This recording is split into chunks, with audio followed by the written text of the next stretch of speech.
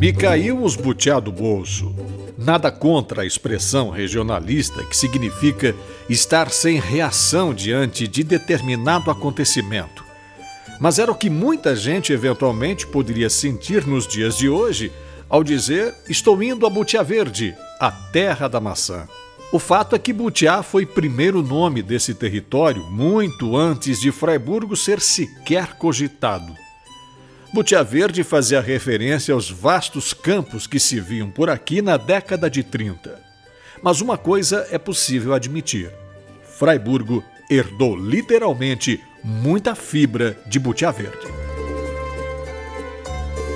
A ideia do município de Fraiburgo, a ideia de transformar Fraiburgo numa cidade, iniciou-se numa discussão em função das casas que eram fornecidas pela empresa para os trabalhadores. Como eu disse, essas casas, na sua grande maioria, eram de madeira. E a empresa fornecia essas casas para os trabalhadores gratuitamente, em função do contrato de trabalho estabelecido. Então esses trabalhadores não tinham apego às casas, porque tudo aqui era da família Frei. Era a fazenda Butiá Verde. E aí, certa vez, o seu René se queixou para o meu pai dizendo: os trabalhadores recebem a casa gratuitamente e mesmo assim acabam retirando as mata-juntas da parede para pôr no fogo. Nós devemos lembrar que naquela época não tinha fogão a gás. Naquela época todos os fogões aqui da região eram movidos a lenha.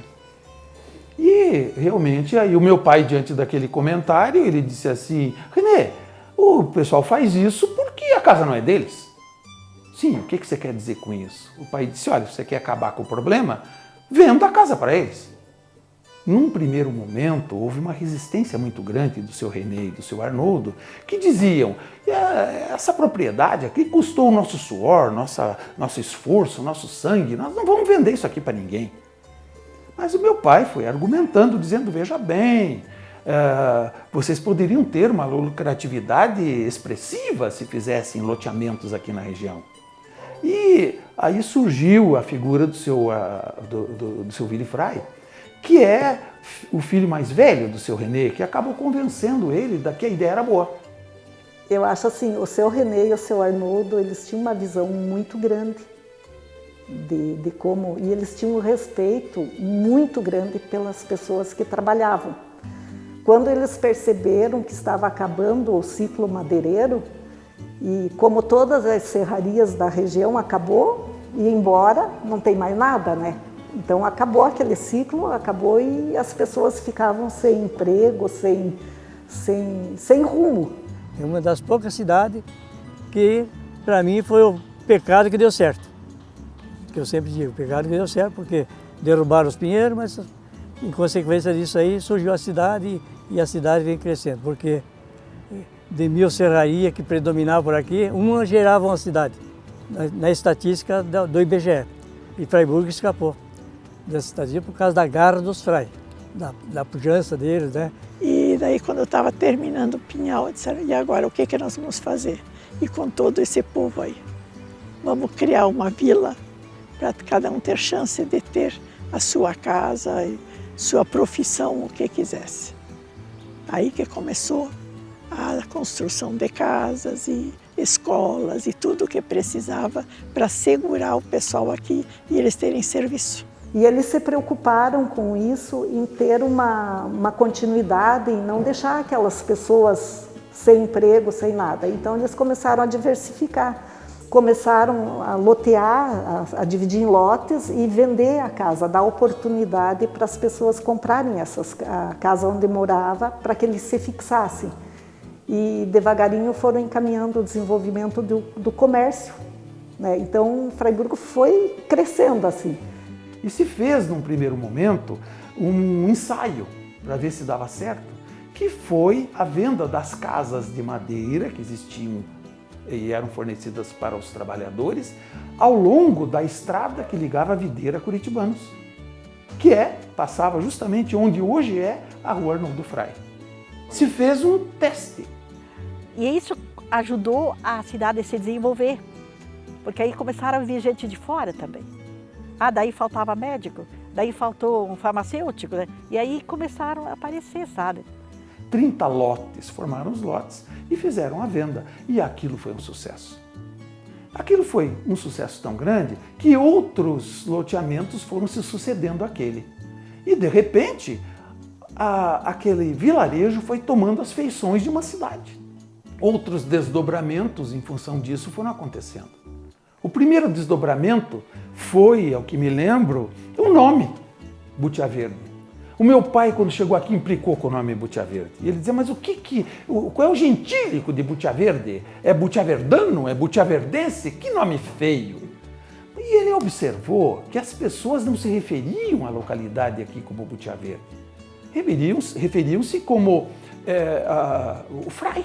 Simplesmente um monossílabo, que é o da família, Frei. Vamos lá no Frei? Vamos fazer compra no Frei? E tinha o seu João Marques Vieira, aquele tempo não era contador, era enfim, mas era ele que fazia as contabilidades, controlava tudo, né? Conversando com o seu René, o seu Arnoldo e tal, de achar um nome para Fraiburgo, porque aqui todo mundo, vamos lá no Frei, vamos lá nos Frei, vamos lá nos Frei. Mas botar o nome de Frei, eles não queriam, né? Ficou todo mundo titubeando disso aí, né? Por que não Fraiburgo? E pegou simpatia. Mas por quê? Até eu escrevi um livro sobre isso, chamado Lá nos Frei. Onde que você trabalha? Lá nos Frei. Onde que você mora? Lá nos Frei. E daí surgiu o nome Fraiburgo com uma simpatia muito grande. E a família também apoiou, né? O projeto de lei foi protocolado na Câmara de Vereadores de Curitibanos, destacando a soberania popular. E em 27 de maio de 1959, Butia Verde passou oficialmente a ser chamada de Fraiburgo, mas ainda assim não era independente, mantendo o status de localidade do município de Curitibanos. Era notável que, àquela altura, a emancipação não era uma ideia distante. Fraiburgo crescia a passos largos. Em 1961, foi instituída a Comissão Procriação do município de Fraiburgo. Foi tarefa dos integrantes dessa comissão lidar com a burocracia inicial, escolher e demarcar a área pretendida e, o mais desafiador, convencer os municípios de Videira e Curitibanos, de onde essas áreas seriam desmembradas, a abrir mão dos seus territórios e de toda a receita tributária. O ano de 1961 se aproximava do fim e os envolvidos na comissão corriam contra o tempo. Era tudo ou nada, até que em 13 de dezembro de 1961, Videira emitiu sua resolução e em 16 de dezembro foi a vez de Curitibanos. Um misto de euforia e desespero. Euforia porque a tão sonhada emancipação estava próxima. Desespero porque a Assembleia Legislativa do Estado se aproximava do recesso. Não havia tempo a perder. Uma luta intensa para se conseguir emancipação política do município, porque a legislação estava em vias de ser mudada. E se a legislação fosse mudada até o final daquele ano em curso, seria muito difícil a emancipação política do município nos 5 anos subsequentes. Então houve um grande esforço da comunidade, um esforço também junto aos políticos da época, as câmaras municipais e a Assembleia Legislativa do Estado, o governador do Estado, para se conseguir a emancipação política do município. Até que o seu René Frei se deslocou para Florianópolis para acompanhar os debates na Assembleia Legislativa.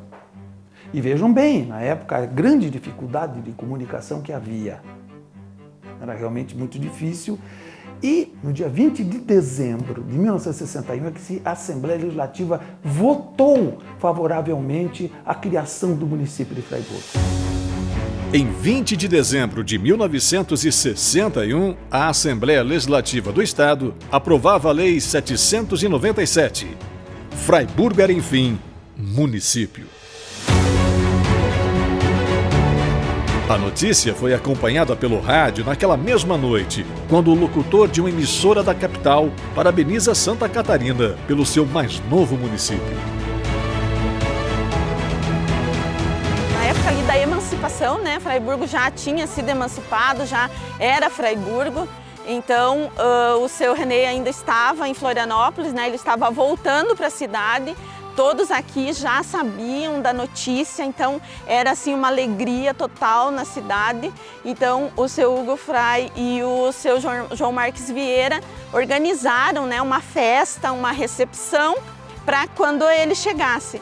E então eles colocaram um vigia no alto do morro. O Vando, o nome dele, ficava num posto avançado para dar um tiro de foguete, tá?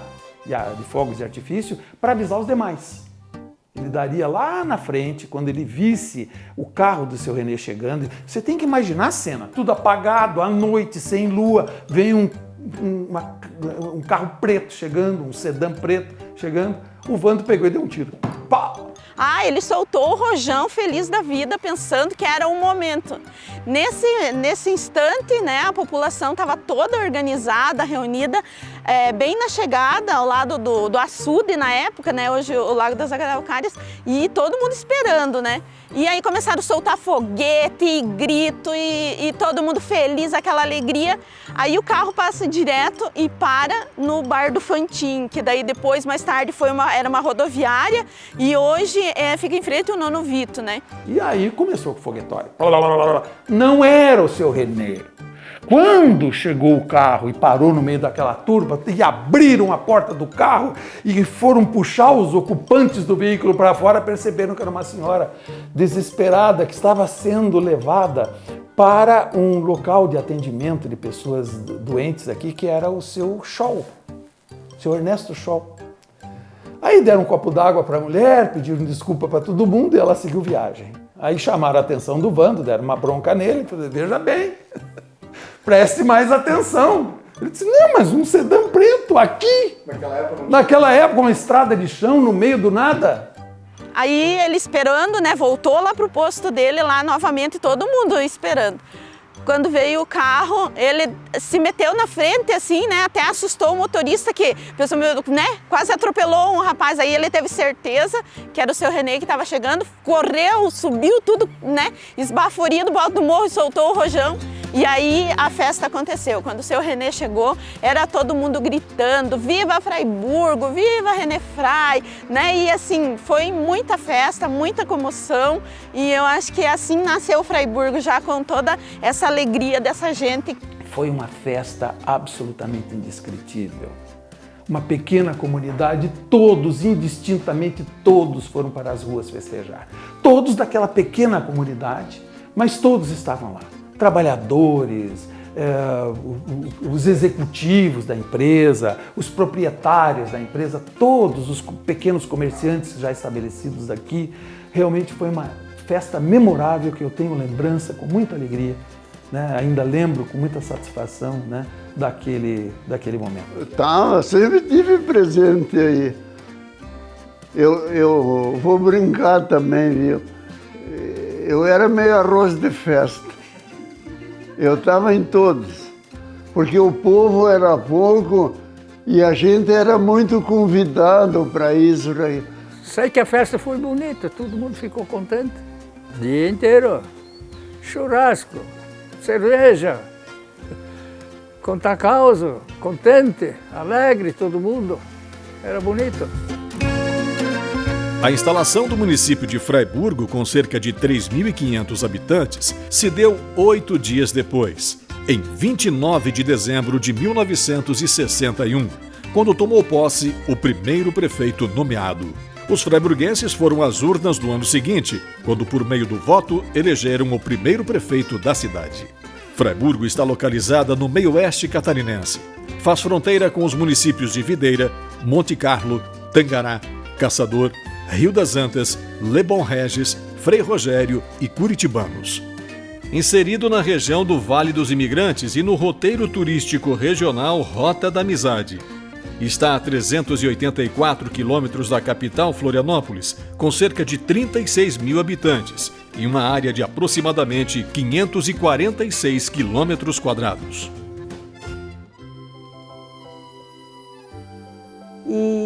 E eles foram buscando alternativa econômica, né, E foi daí que eles fizeram a sociedade com o seu Mahler, né?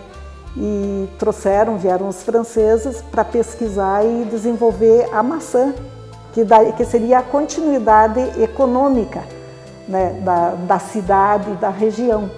Então a história da maçã, ela começou no final do extrativismo da madeira na nossa região, quando o pessoal que estava na época empreendendo aí com a madeira, no final do ciclo da madeira, pensaram em buscar alternativas econômicas.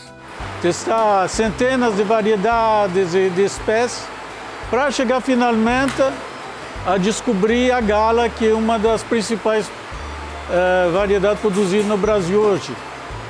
Nós temos que lembrar que nos anos 60, quando iniciou esses experimentos e tudo, a maçã era o segundo gasto, o maior gasto de importação do Brasil, logo atrás do trigo. Imagina um pouco o valor que o Brasil gastava em divisas para importar a maçã.